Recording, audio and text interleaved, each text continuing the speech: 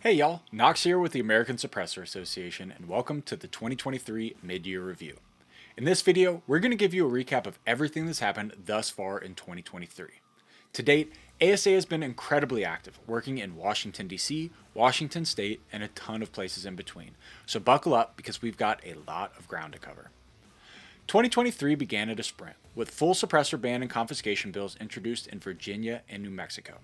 In Virginia, ASA helped fight Delegate Dan Helmer's House Bill 2240 by coordinating efforts with our counterparts at NRA-ILA and testifying in opposition to the bill. Thankfully, Helmer's bill was killed in the Virginia House Public Safety Subcommittee, ending the possibility of anti-suppressor legislation in Virginia this year. The threat loomed larger in New Mexico, where ASA went toe-to-toe with Senator William Soules, the lead author of Senate Bill 171. On 2 days' notice, ASA Vice President Owen Miller and I flew to Santa Fe to meet with legislators and provide testimony in opposition to the bill.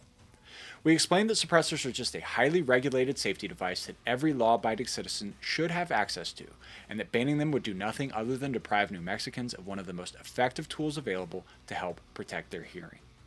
Much to our surprise, the anti-gun legislators actually listened.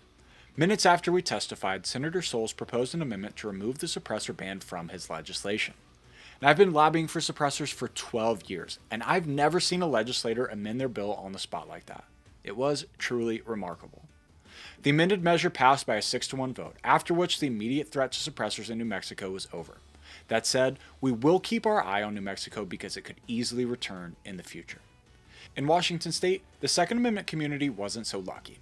Representative Strom Peterson's House Bill 1240, one of the most aggressively anti-gun assault weapon bans in the nation, passed the legislature and was signed into law. Although the new law doesn't outright ban suppressors, it does severely infringe upon law-abiding citizens' right to use them on their semi-automatic firearms. We spent several days on the ground in Olympia, testifying in opposition to the bill and working with our partners at the Congressional Sportsmen's Foundation to educate as many members as possible about the merits of suppressors. In the end, our arguments fell on deaf ears and the measure became law.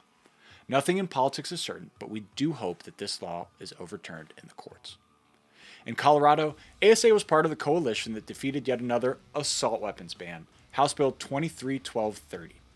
ASA Vice President Owen Miller testified in opposition to that bill, noting during his testimony that any restriction on threaded barrels is a direct infringement on law-abiding citizens' ability to use a suppressor. Nearly 600 ASA members in Colorado contacted their legislators to voice their opposition as well. This time, our voices were heard, and the bill was tabled indefinitely. On the litigation front, the newly formed ASA Foundation and Silencer Shop have teamed up to support Anderson v. Raoul, a lawsuit challenging the state of Illinois' suppressor ban. After last summer's Bruin ruling, we knew it was time to get to work on a case that would apply the Second Amendment protections to the states. Simply put, any state's ban on suppressor ownership and possession is an unconstitutional violation of the Second Amendment that we will challenge and ultimately overturn. Since day one, 50-state legality has been a cornerstone goal for ASA. We believe this lawsuit, along with 2 more that we plan to file, are the keys to achieving that goal. On the federal side, ASA is working hard to one day deregulate suppressors through the passage of the Hearing Protection Act, and on that front, we have an exciting new development.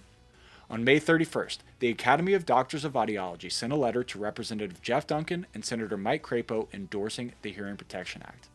In the letter, they state, ADA is committed to advancing public policy initiatives related to hearing loss prevention and early intervention. Therefore, ADA endorses the Hearing Protection Act to provide improved access to firearm noise suppressors to support hearing conservation. With the letter, ADA became the second independent medical group specializing in hearing to support the HPA, the first being the National Hearing Conservation Association. Now, it's no secret that HPA isn't going to become law this Congress, but ADA's support is a tremendous step forward in the fight to deregulate suppressors. Suppressors are an essential tool that help mitigate preventable hearing damage, and the more independent experts that weigh in, the higher the likelihood that one day we'll get the HPA across the finish line. Well, that's it for our mid-year review. Thank you for tuning in, and we'll see you next time. As a nonprofit, our job is to fight for your rights, and we could not do it without your support. Your membership and your donations fund our fights in Washington, D.C. and in state capitals across the country. I promise that the American Suppressor Association will not stop fighting until suppressors are removed from the National Firearms Act and are legal to own in all 50 states. Help us protect your right to protect your hearing by making sure your membership in the American Suppressor Association is active. Visit us at asamember.com to join or renew today. That's asamember.com.